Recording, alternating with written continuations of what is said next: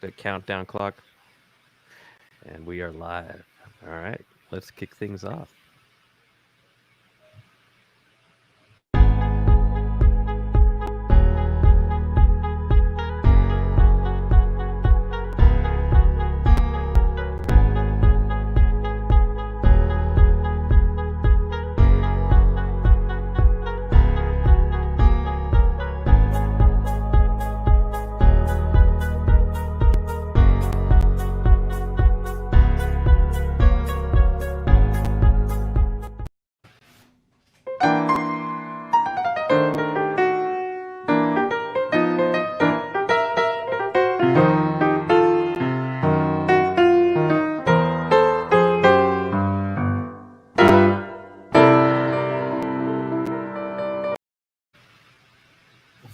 Hey, John, how are you, my friend?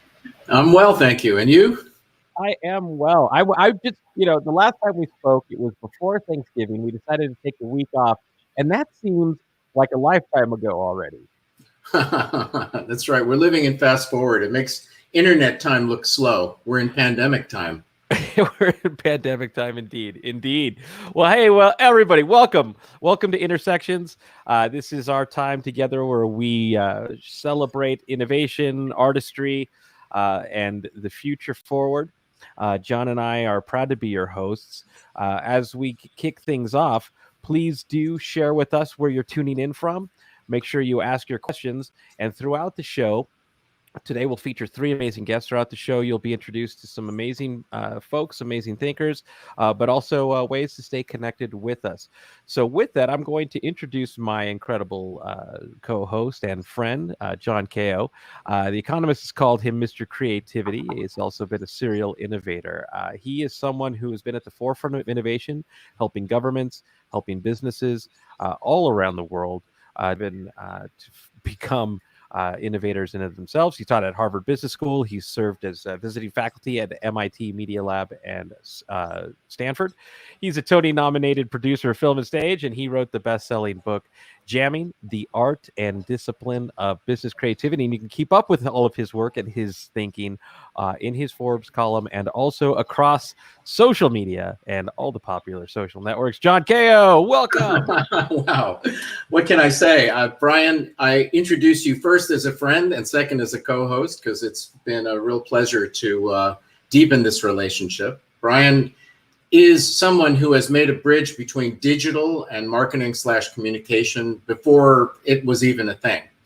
So he's been not just a thought leader, but a pioneer in innovation. So each of us has our point of view on innovation, and converging them in this show has been one of the great pleasures. Best-selling author, keynote speaker, and global evangelist for Salesforce in the innovation area. So Brian, here we are. Here we are. And every week we bring together people who are basically crossing the lines and bringing together the intersections of art and culture and tech, innovation. We also have incredible people behind the scenes like Leslie Evers, who you see her work on screen now, and also Gregarious, who is a consummate entrepreneur and always building the next generation of companies. Now, with that said, I think it's time to bring on our first guest. Matt Gorniak is the CEO of 3Kit, and I met Matt at Salesforce behind the scenes with some of the work that we're doing with some of our customers. And a good friend of ours, a mutual friend of all of ours, Vala Afshar, is the one who introduced me to his work. Matt, welcome to the show. Hey, great to be here. Thanks for having me.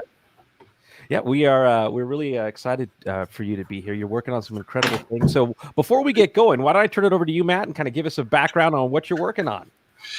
Yeah, I mean, it's maybe a good way to tell you that story is kind of how I stumbled into this in a short way, because it kind of blew my mind. Is that a good way to tell the story? So my background's anytime it blows your mind, yes, let's do it. Yeah, but it blew mine because it's like I've been in B2B and CPQ for folks that don't know this, but like complex configuration of products and quote generation and B2B e-commerce sort of early.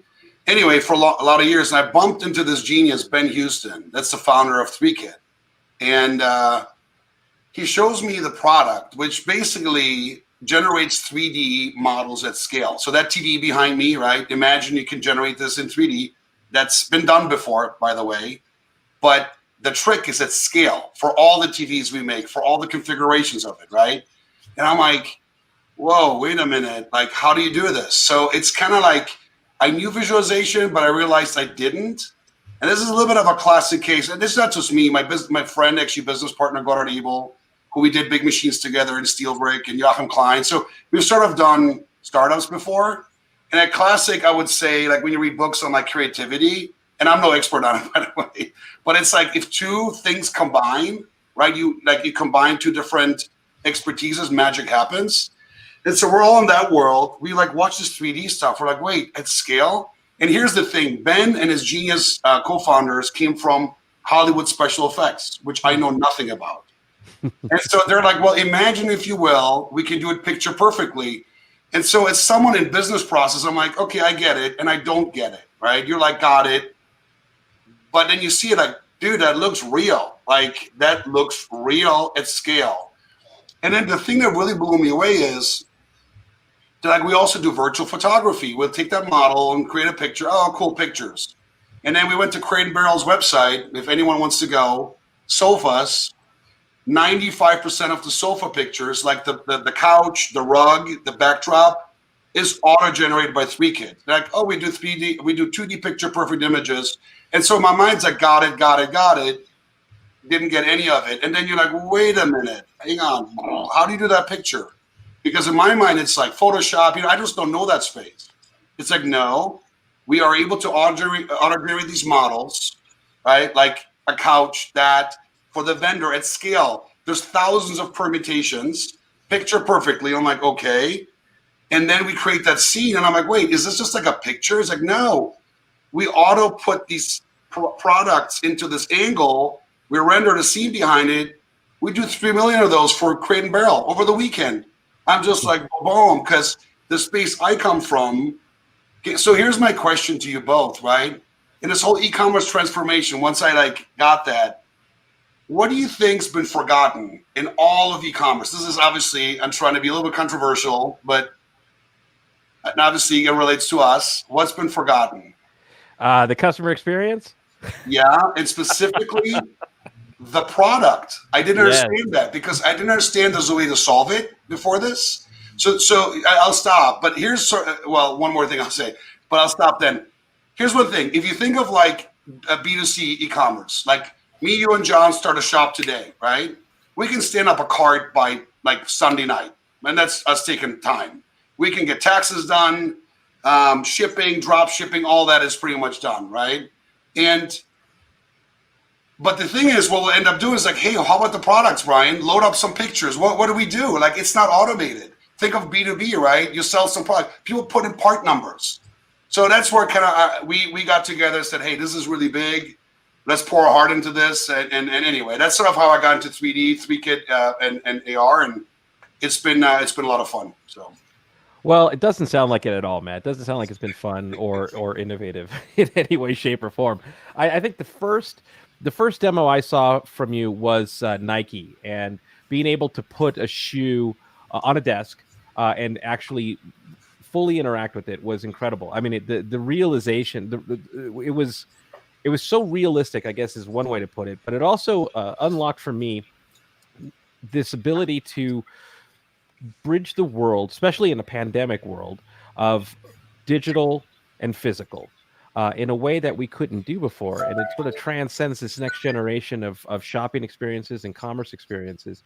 And so before we kick in to all the questions that John and I have for you, can you share with us just sort of what the early adopters, but what the next generation experiences are going to look like for 3D AR? And then John, let's shake things up.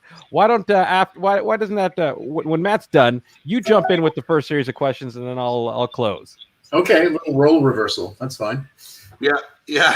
So I think first of all, like 3D AR is a lot closer than people think, and because I think most people have the same experience I had when I got into this a year ago. We understand the words we say, they sound very futuristic, but it's very doable today. and so that's rolling. If you're asking me for like the future, like this is going to be basically pretty well adopted, let's say next year, because the benefits are very obvious. One thing I'll say with AR, by the way, what I think is really interesting is like QR codes. We have a demo with a QR code where you basically, I can, whatever, let's see a couch behind me. I can play with it. And John, I'll send you my QR code. You can take my couch, place it into your room. So it opens up a lot of ways to interact and so forth. I think that the future, if you ask me like 5 years from now, like this will be everywhere, in my opinion. But what's going to be really cool, I think, is e-commerce and the way we know it will be very different. And I'm thinking bigger than 3D AR, 3K. I'm thinking we're going to invite e-commerce to our homes. Social, someone's going to own that. A social platform, search, some big player, the phone players. I think what the future would be me taking my phone, allowing it. I'm going to allow in someone to scan my entire environment. I've got the iPhone 12. It's got LiDAR. First step of many, I'm sure, to scan in my room behind me, my home office. It's going to analyze, tell me what those products are.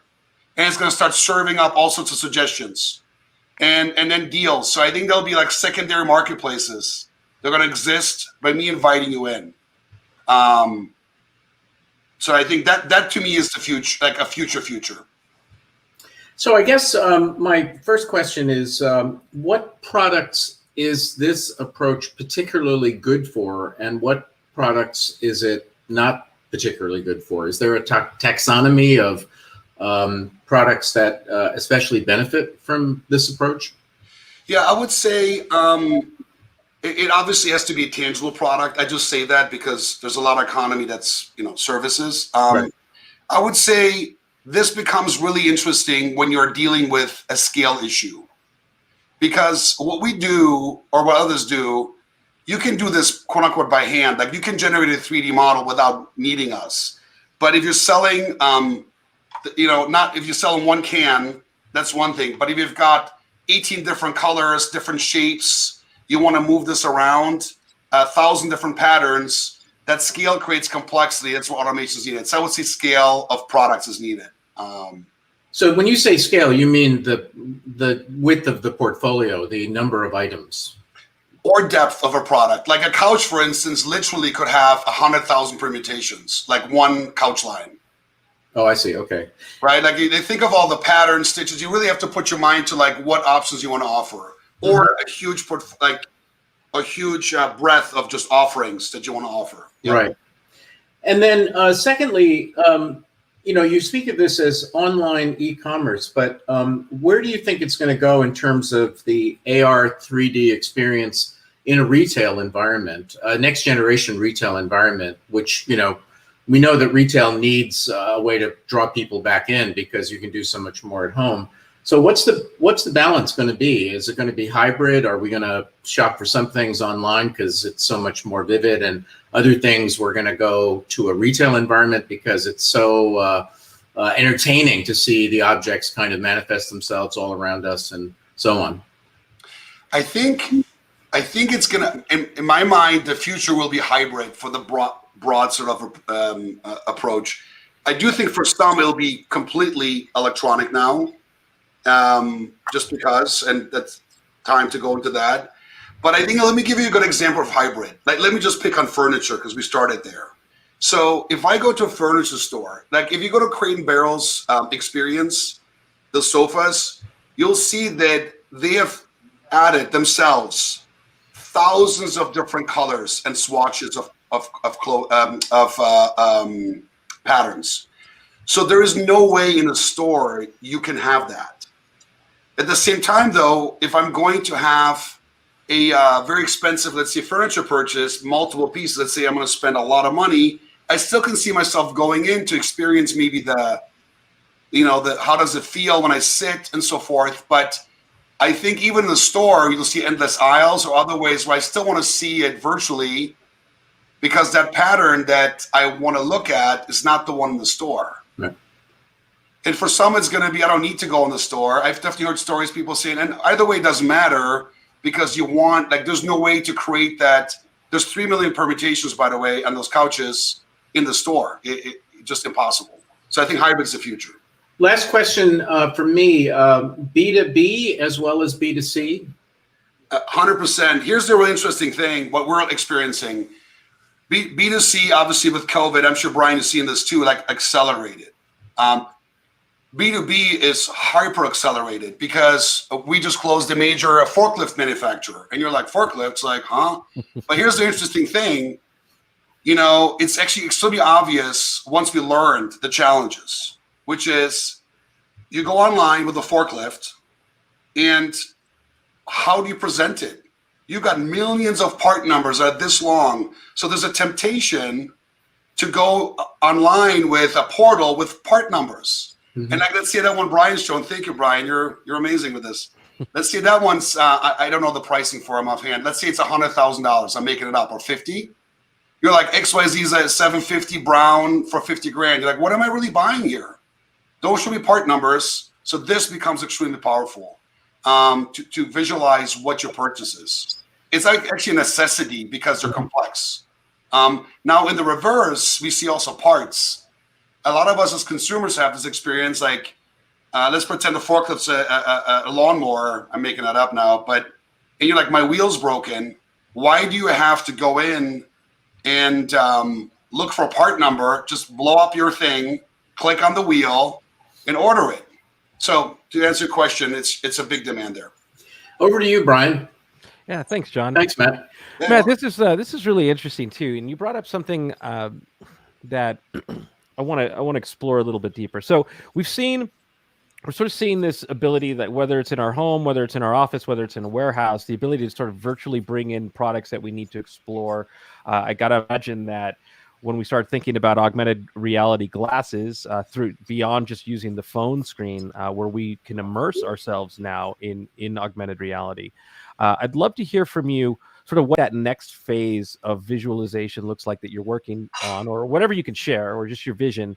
And then also let's talk about LiDAR and what that means to B2C and B2B. I think LiDAR is huge. That is a huge enabling technology, and we are absolutely.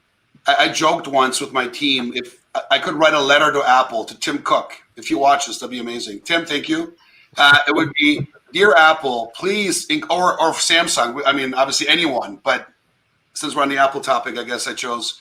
Please include LiDAR and other any ways you can scan and the environment. And then the killer with LiDAR is it measures. So from a 3D AR perspective, you can place these items really fast into it.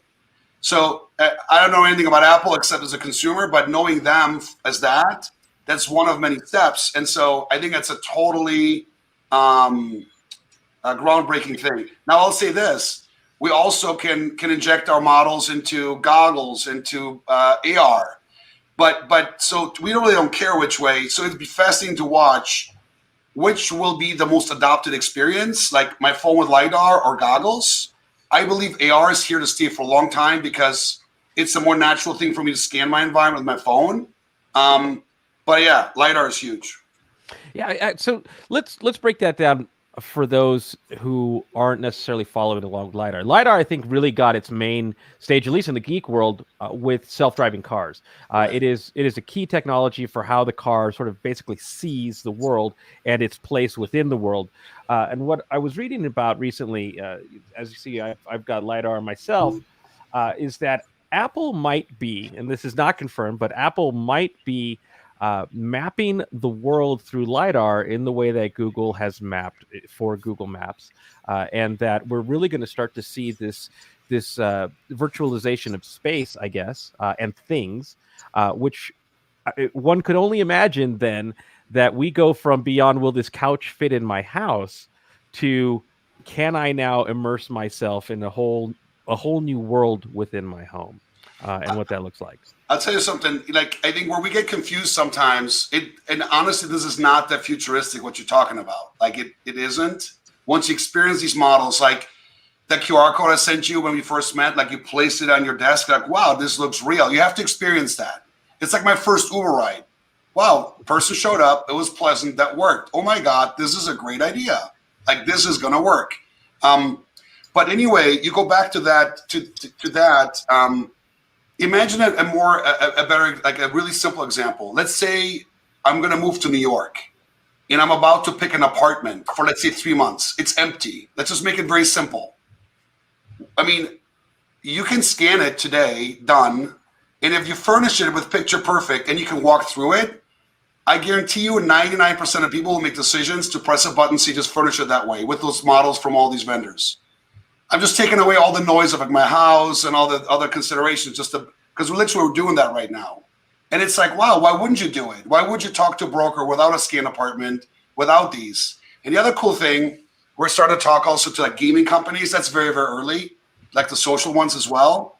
So in social, obviously, I want to share stuff with you and get you involved. Games, you know, why wouldn't you in a game, let's say a couple of years from now, it's all doable today, play in an environment, let's see Grand Theft Auto, it's not the game. I'm just saying, let's just say, and the couch that a character walks by is a Lovesac couch.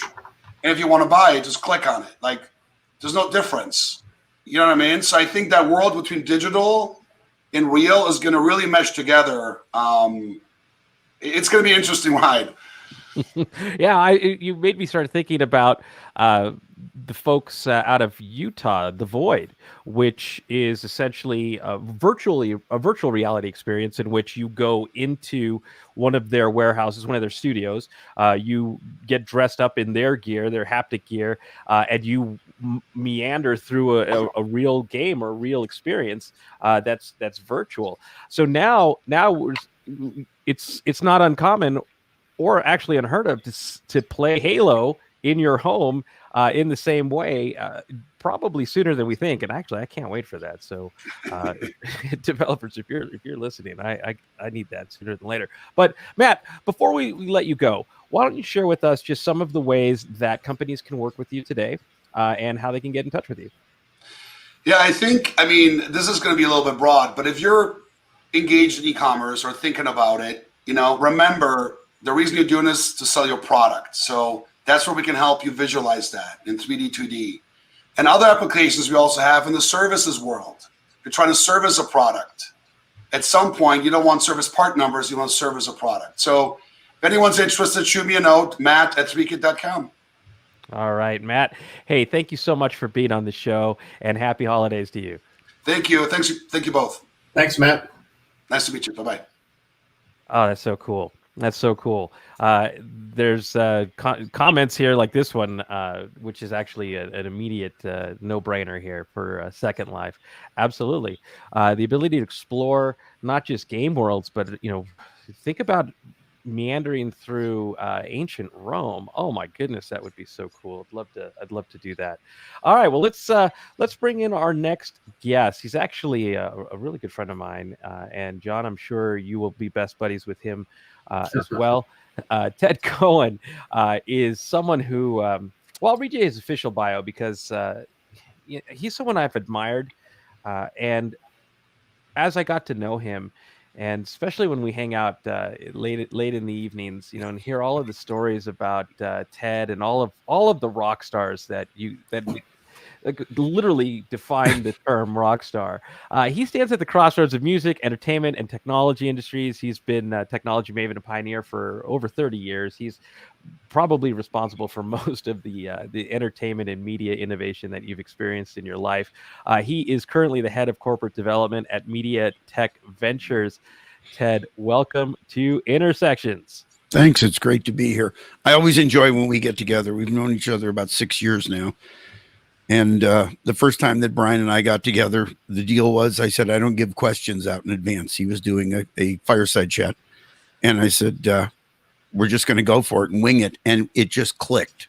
And so we've done it a few more times in different countries, in different cities. And Brian makes me think deeper than I try and think I think I'm a deep thinker. And then I talk to Brian and I go, okay, I got to peel a few more layers back on this onion. Well, as we learned, one way to do that is with bottles of rosé in the south of France. Oh my God, yes, exactly. That was a Medem conference. That was at Medem, yes. And then we had that great Chinese dinner. That's right. A Jardin de Bamboo, which is my favorite Chinese restaurant in Europe, and they make the best Irish coffee I've ever had in my life. But it's an annual thing, not this year, but up until then, for like 25 years, it was dinner at Jardin de Bamboo with with friends. And I think a bunch of the people that you met there, like Mo Hamza, who's in Beirut, and a few other people you've stayed in touch with. I see that every once in a while. So it's great to connect people.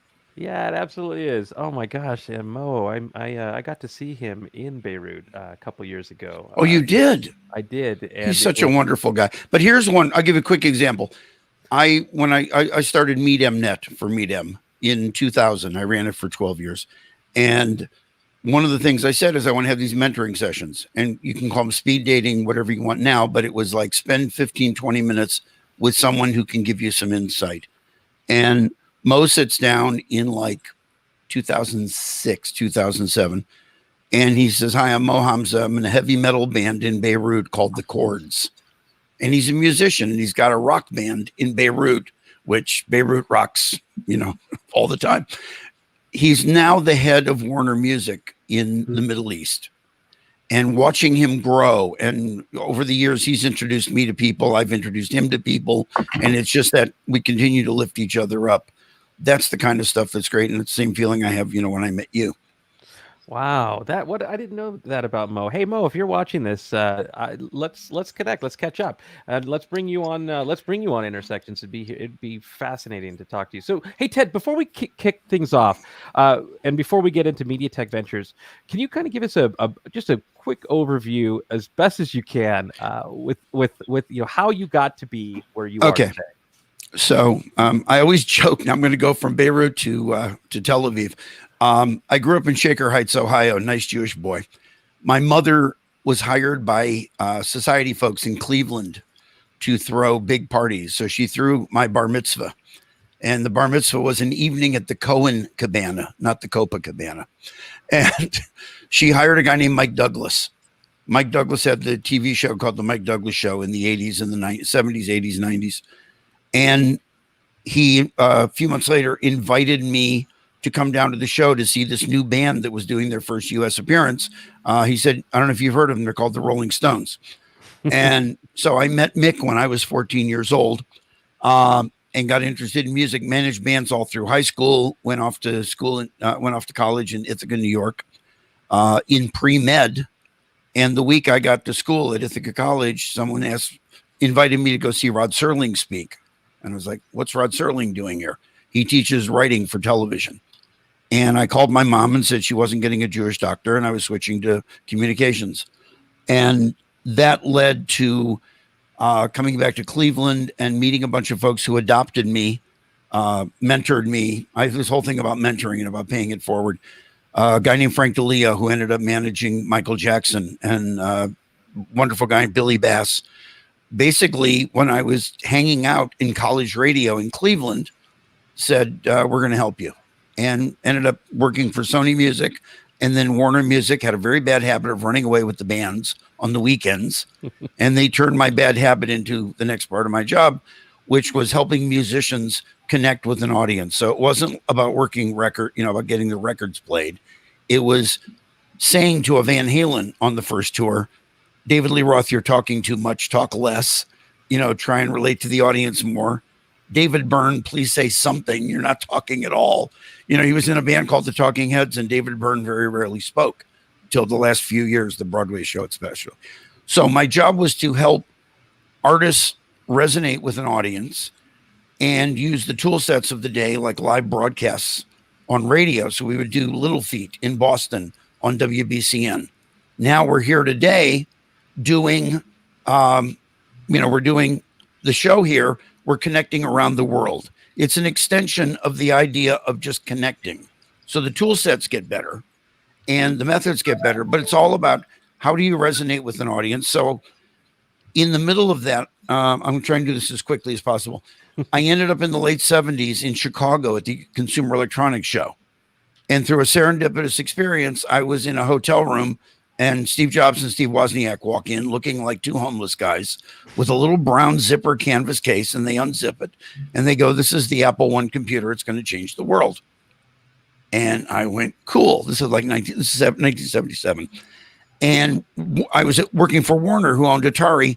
I started hanging out with the Atari folks. We started talking about how computers and digital was going to change music. And that just evolved over the years. I ended up at Philips working on CD-ROMs.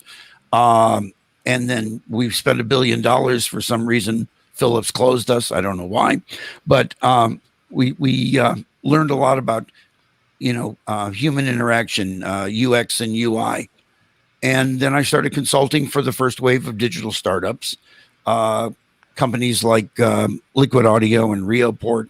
And I was advising Microsoft and Universal Studios.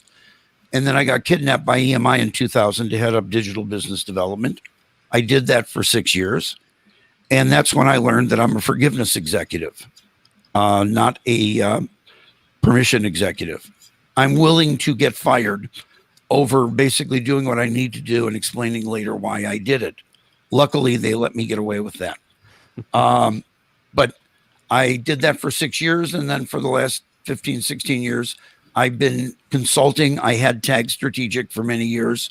I'm in the process of moving that over into Media Tech Ventures because I found I like to be in a village as opposed to being, a solo practitioner. I still break the rules in the village, but I'm doing it. It's, right now I'm spending most of my time figuring out, we talked about the new normal and how we're making through it, all of this. My thing is, it's the next normal. It's not the new normal. It's what's the evolution of this. And what have we learned about how people are connecting? What have we learned about, people talk about Zoom fatigue. I'm still not fatigued by it. I'm enjoying this. Anything that allows me to connect with people is a great thing. I'm not going to stop. Take a breath, Ted. It's literally, I had, when I was at EMI, the head of publishing, Marty Bandier, asked me if I would possibly be able to give a 2-hour talk on the future of digital. At 2 hours and 45 minutes, the day of the event, he said, could you stop at 3 hours? So, all right. And you've experienced it. So let's back to you. Thanks, Ted. I just, as you were speaking, I'm playing in my head all the conversations we had and all the pictures that you post of rock stars that you've been with in really incredible scenes and times. So let's talk about your work at Media Tech Ventures. So let's fast forward from iTunes disrupting the music industry to Spotify disrupting iTunes to now a global pandemic and everybody sort of becoming natively digital first. What does that next normal look like in terms of media innovation? What are some of the things you're working on and seeing? Well, it's the integration of, voice assistants. I'm hoping none of them go. I'm not going to name them because they'll all start talking to me while I'm talking to you. I forgot to mute those. So if I mention their names, we all know what those companies are. Actually, it's funny when I will ask the one from Jeff Bezos's company a question, then I will ask the one from Sergey's company a question. The one from Bezos's company will jump in with an answer, even though I wasn't talking to it. It's almost like call on me. So how do we integrate, voice? How do we integrate preferences? How do we integrate, playlists? All these things. I mean, there was a wonderful guy named Jay Frank, who I don't know if you met, but Jay Frank and I talked in the early 2000s about the effectiveness of, as opposed to listening to a song at a time. The great thing about Spotify, and even before that, Rhapsody was the forerunner of all this, was the ability to hear any song I want when I want to hear it. But you don't want to sit there and go, okay, now play me this. Okay, now play me this. And it became obvious that playlists and genre selections and my favorite songs, those things were going to make music a more enjoyable lean back experience as opposed to a lean forward. You want to change the song when you want to, but you shouldn't have to sit there. If you were in your car every time a radio station played a song and then it said, okay, now what do you want to hear? You'd go crazy. So, learning my tastes, learning your tastes, looking at, there's a company I was working with, one of the people that's involved with Media Tech Ventures now, Tamara Dyke.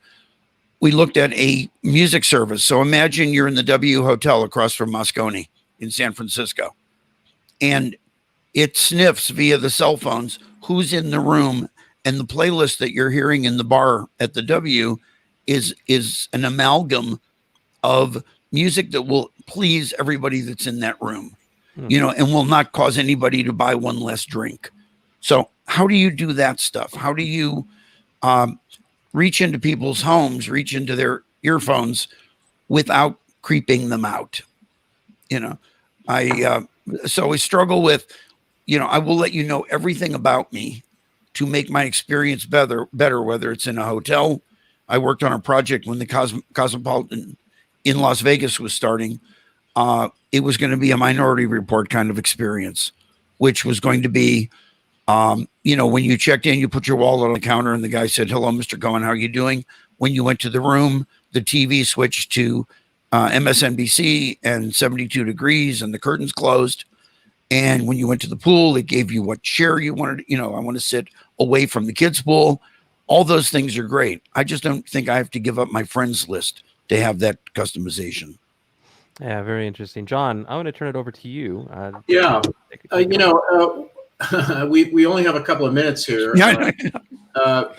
There are so many areas where I think you and I could have a productive conversation, going back to rock and roll in the 60s through traditional media to digital media and beyond. I guess I'm curious, and this question kind of encapsulates a lot of what's going on. Or let me do it in two parts. First of all, you talk about enhancing the connection between artists and their audiences. Right. And what do you see as being the biggest enablers of that coming on stream in the virtual domain? Because virtual performance is not going away. And then related to that, are traditional long form movies and movie theaters dying but not knowing it?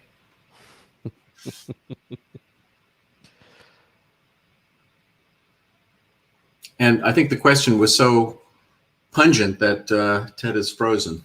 Yeah, you shot him. I gave him the Vulcan death ray, and that was Ted, come back. Questions are powerful.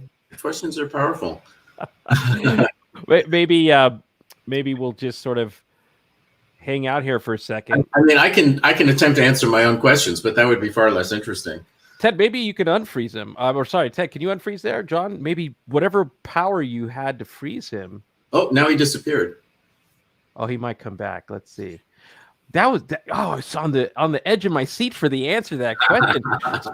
especially not that you have to answer it yet, but you might have to. In his place was do movie theaters know that they're The Walking Dead? Well, I just noticed this with my kids, who are grudgingly, accepting of the idea that I'm going to make them watch some movies. I actually took my daughter through 101 of French art films of the 50s and 60s, but they don't like it, and they much prefer putting YouTube videos up on their cell phone while they're doing other things, and multitasking. And that suggests to me that the level of concentration and, the sort of depth required to appreciate long-form film, especially cinema, as opposed to Wonder Woman Part 7, is really going to be an artifact of the oldsters. Like the Fahrenheit 451 old lady who gets burned up with her books because nobody wants books anymore. Nobody wants. I think it's entirely possible that movies will become more and more of a curiosity, and therefore, why would you go to a movie theater? And the blockbuster syndrome, where a few movies take 90% of the revenue, and then everyone else is stuffed into the long tail, is certainly a symptom of that dynamic as well. And then for the question of a digital collaboration in a virtual performance environment, see my Forbes article on the subject. and with that, probably, Brian, I think we probably need to move on to our third guest. Yeah, I'll turn it over to you. Before we do, though, something that we should bring up in a future conversation is Gregarious and I have done a lot of work on this in the past, is what we called short attention span theater. And it was creating entertainment, essentially content for that new mindset. And I think if movie theaters are to survive, they would have to reimagine that experience for a modern time and a modern mindset. Essentially the neuroplasticity of how we think and how we process stuff. It wouldn't hurt to modernize what that experience is beyond just serving food and alcohol to seats. Yeah, or even other things. I mean, we've talked about the idea of doing deep dives on particular topics and actually having a panel discuss a particular topic. And I think the future of media is one of those topics that deserves that kind of format, because on the one hand, nobody knows, but on the other hand, it's so disrupted right now that the opportunities are immense. And, I think we could come up with some interesting ideas. Yes, sir. So on that happy note, and by the way, I figured out why gregarious, that name was so resonant to me. Those of you that have not read Ready Player One or Ready Player Two, I just finished Ready Player Two last weekend, will note that gregarious games is a very central element in that narrative. So, we're inside that digital entertainment thing, whether we want to be or not. But let's bring on Rich Levandov, gregarious, if we could. And it's my pleasure to introduce him. Rich is a friend and a colleague and someone I've done a lot of work with over the last few years. And Rich is someone who, unlike many venture capitalists who have the facility of shoveling money off the back of a truck with a silver shovel, Rich actually has deep operating experience and started his career in Boston with Phoenix Technology, which was one of the pioneers in the PC world, if we can remember that far back, and then went to AOL and then had a stint with SoftBank as a venture capitalist, back when SoftBank was not doling out multi-billion-dollar sums to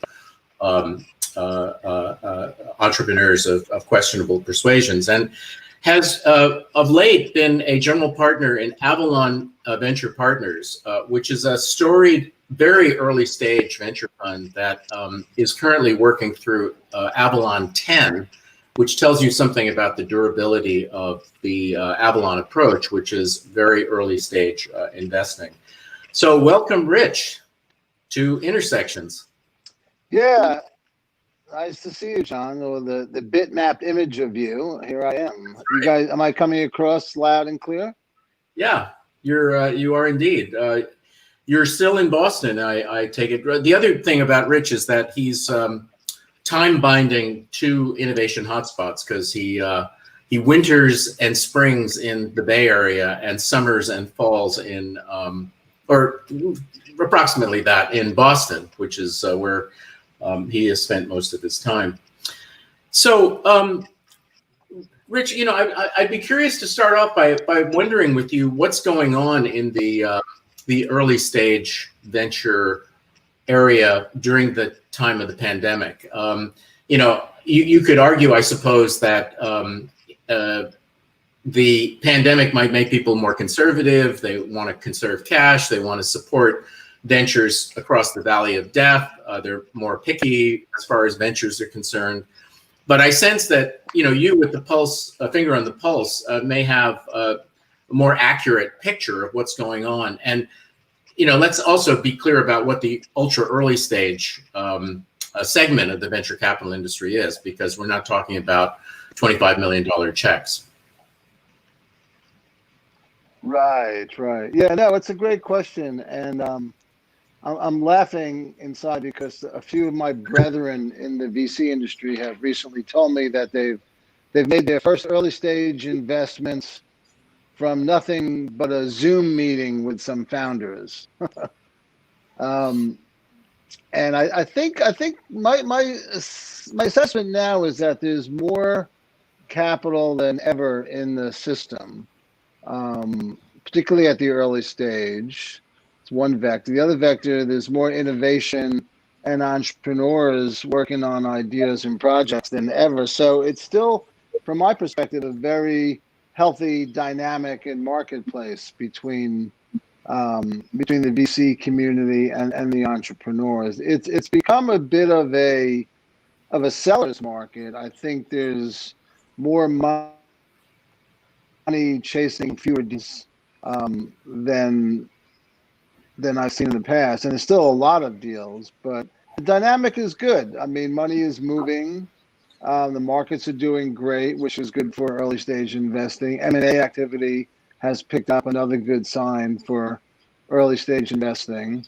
So my approach has been, in the past, I like to meet the technical teams very, very early on, often in the conceptual stage before there is product, certainly before there is customers.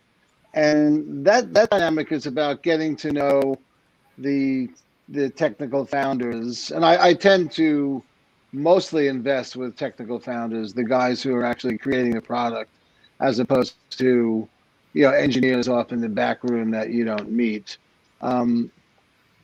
So it's been active. It's been super active. I'm sort of excited about the next couple of years. So there, And- I mean, like let me leave it there and see what direction you want to go in with Yeah. Has anything changed in terms of what you or your colleagues in this segment of the venture business, in terms of what you're looking for, either in terms of the personal attributes of the lead entrepreneur or the technical or social themes? Because we're in a different world now from 12 months ago, certainly. Yeah. I mean, a little bit has changed. What everyone has already covered in the media is that the virus and people's reaction to COVID has accelerated the digital transformation that was already going on. I mean, before COVID, there was lots of remote group technology. There was lots of video conferencing technology. There was a lot of virtual events technology. But I think COVID, by throwing everybody back into their isolated workspaces, homes, cars, whatever, has enhanced the need and propelled the tech platforms like Zoom to go much, much more mainstream. True also with educational platforms at the university level and K through 12. And also, remote work and collaboration has spiked up as an interesting theme, because now it's clear people will be remote more often, if not 100% of the time, probably at least 50% of the time. So productivity tools that allow people to work cooperatively and collectively are selling like hotcakes. More companies are forming around that space. But in general, I think, to your question, to me, not really much has changed. The deep tech stuff, the science stuff, the therapeutics on the biotech area, software in the enterprise, better software that incorporates artificial intelligence and machine learning is starting to transform what the definition of software is. Just about every conceivable business service and consumer service is now, and shopping service is available with, digital connections. And I think we're entering another one of those eras where we're going to see the innovation really, really step up. The money's there. So I think the next 3 or 4 years should see, a lot of hyper growth in the innovation sector. The hard part, I think, is how supply and demand is going to meet and make decisions. My particular style, as you know, is to meet the team, have a few dinners, have a few drinks, walk through the code, look at the strategy, think about where we should be 5 years from now, work backwards to where we should be tomorrow. Doing all that in the absence of visual cues and close communication with each other live is different. But I'm finding now that it's not a terrible obstacle. You can still get the same warm and fuzzies you need to make a positive investment decision, digitally. It's just not as robust as spending 3 hours in a restaurant with somebody. And not as satisfying from a fun perspective, especially if you order good wine or, go to a nice restaurant. Yeah, right. Yeah, exactly. Yeah.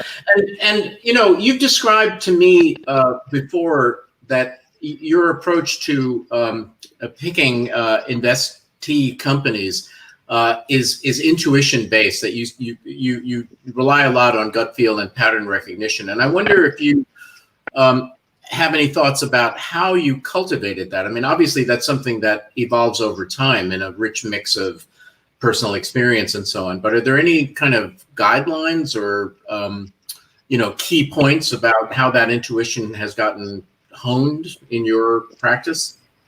Yeah, sort of, and it is a pattern recognition, and I think time as an investor, time as an operator, adds to it. But as an example, if I was to meet a new team, let's say over Zoom, the first things running through the investor's brain and mind is, where are we on the risk spectrum, and what are the different categories of risk? Well, there's people risk. What's the team like? There's product risk, there's market risk, there's technology risk, there's financing risk, syndicate risk, there's the risk that, Google and Microsoft will give this away for free. There's risk that this is a feature, not a product, certainly not a company or an industry. So I think what I tend to do intuitively is within the first 30 minutes of a conversation with someone, I'll be thinking about these level of risks and trying to ascertain, where we are on the spectrum of traction and like. And it's pretty easy to see where we are. Again, based on pattern recognition and based on the hundreds of early stage deals I've either led or been involved with on an intimate basis. So it's mostly transmitted conversationally. And through looking at the presentation of the project and the idea. As you know, nobody reads 40, 50-page business plans anymore. Nobody writes them either. But you can tell a lot about the salesiness, the scrappiness, the gravitas of the team in conversation, and also how they organize their thoughts and how they answer certain questions of like, why you, why now, how big's the market, all those sort of cliche type topics that VCs touch upon with their potential investees. Right. So I'm gonna toss to Brian in just a sec, but I got one. I can't resist asking you one last question, which is you work with Mr. Son, Son at SoftBank. Yeah. What do you make of these Godzilla-sized funds that are at the other end of the maturity spectrum and raising? Well, in his case, $100 billion, but in many cases, multiple billions of dollars. And are they really still in the venture business? And how would you explain their existence in the ecosystem? Yeah, well, it's a good question. I think they have redefined another layer of the capital stack, right? They're clearly not deploying $100 million checks for super early stage businesses that wouldn't know what to do with so much money and probably wouldn't want to. But they're using the gap in the marketplace between growth equity, a company that is already proven this product market fit. They're scaling.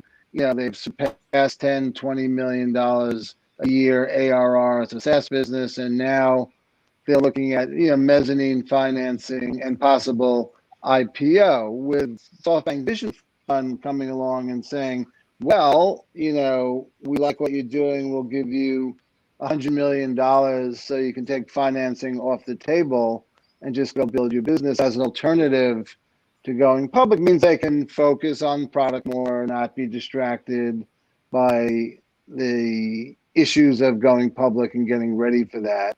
So I think it fills a need. The problem is it's just way too much money for certain categories of innovation. I had a CEO was approached by SoftBank. They wanted to invest. He turned it down. He said that he didn't know what to do with $100 million, nor did he want to even think about it. And he was very successful raising $15 million, which was the appropriate amount. The other problem with such a big fund like that is it forces the entrepreneur and the investor to basically derive the valuation, right? The $100 million minimum check size. They've invested $1 billion, obviously. So you can't justify a valuation of a business based on normal metrics. You have to say, well, if I'm going to give you $100 million and we don't want to own 20%, more than 20%, then you do the math and the valuation soars, way above $600-700 million. Is that the right valuation? Probably not. They have years to grow into it.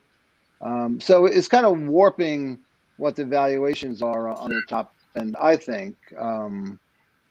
So that could be problematic if the company foot faults a bit and has to do another round and has to do it at a down round, or has to line up a truckload of preferences in front of the common, which means outside of a spectacular outcome, Right. 5-6 billion, the common shareholders are going to have a long wait for any kind of return. So It's the it's got proverbial. good and bad.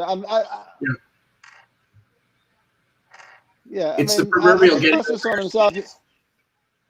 I'm sorry, you broke up a bit. Sorry. No, after you.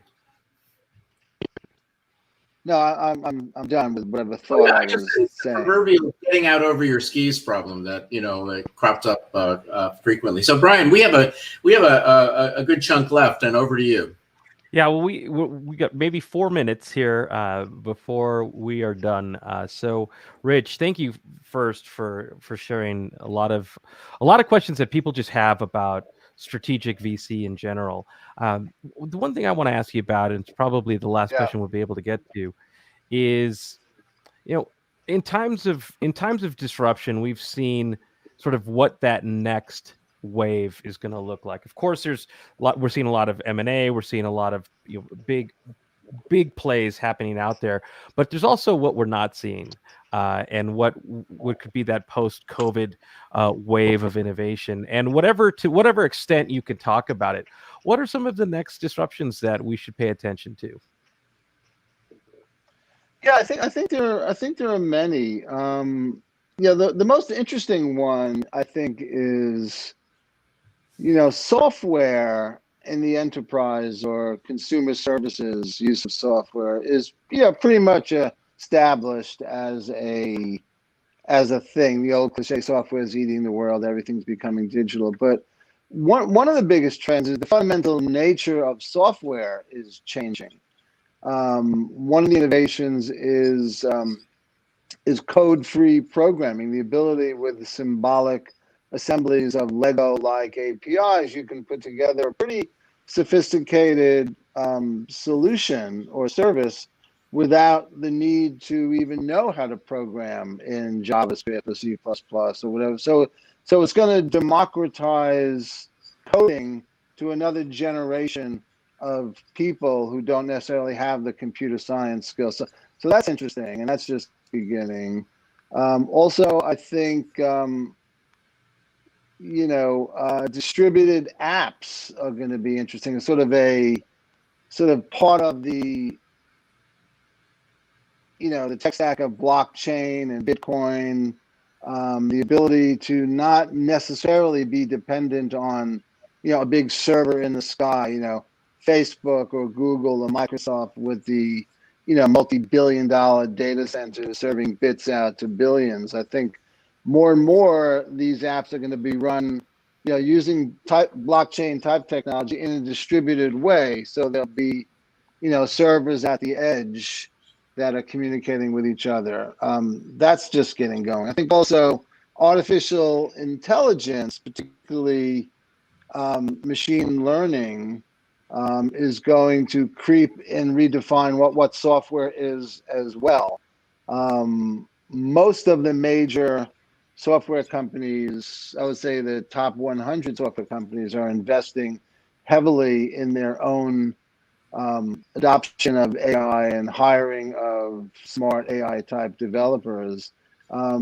Plus, there's probably thousands of companies with an AI name that are working on various solutions that'll just make things smarter and more useful.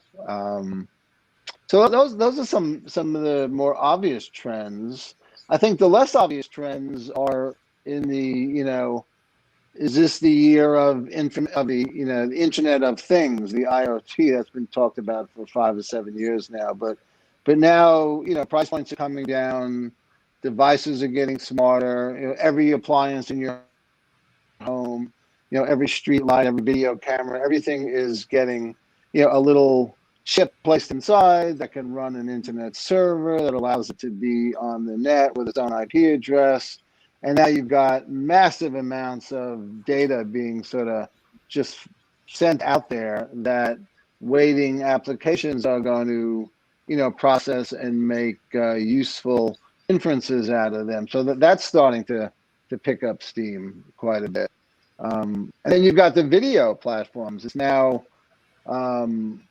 video has, it's rapidly changing the entertainment industry with, streaming versus movies, and the issues with that. Same with music, but it's also changing, the enterprise. Every consumer now is a streamer because of Instagram or TikTok, and every enterprise, anyone who sells a product or a service, is also a media company now because their customers are available 24/7. They can always look at something, they can always learn something, they can always go to the site. So the development of video, the housing, management, and distribution of it is huge. One of the big things we're seeing now, like what you guys are doing now, using some platform that we're able to set up and talk and broadcast on, this didn't exist 5 years ago, I'm sure. As we speak now, for instance, AWS, Amazon is hosting their Amazon reInvent, their big user conference for the AWS, and there's 400,000 people who have signed up for their virtual platform that allows meetings and breakout sessions and one-on-ones, and so they spent $13-14 million for this software for this 1 week long event.